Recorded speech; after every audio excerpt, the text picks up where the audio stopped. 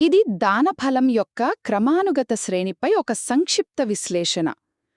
బౌద్ధతత్వంలోని దక్షిణైభంగ సుత్త ప్రకారం మనం చేసే దానం వల్ల వచ్చే పుణ్యఫలం మనం ఎవరికిస్తున్నాం, ఏ ఉద్దేశంతో ఇస్తున్నాం అనే దానిపైనే ఆధారపడి ఉంటుందన్నమాట.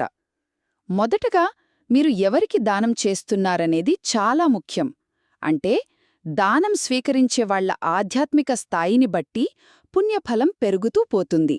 ఉదాహరణకు, ఒక జంతువుకు భోజనం పెడితే దాని ఫలం 100 జన్మల వరకు ఉంటుంది. అదే ఒక నైతికత ఉన్న వ్యక్తికిస్తే ఏకంగా 1,00,000 జన్మల వరకు. ఇక జ్ఞానోదయం పొందిన ఒక భిక్షువుకు చేస్తే ఆ ఫలం లెక్కలేనన్ని జన్మల వరకు ఉంటుంది. రెండోది, దానం చేయడం వల్ల దాతకు కూడా 5 ప్రత్యేక ప్రయోజనాలు వస్తాయి. మీరు ఎవరికిచ్చినా సరే భవిష్యత్ జన్మలలో మీకు దీర్ఘాయువు, మంచి రూపం, సుఖం, శక్తి, ఇంకా మంచి తెలివితేటలు లభిస్తాయని చెప్పబడింది. చివరిగా, అన్నింటికన్నా ముఖ్యమైనది మీ ఉద్దేశం.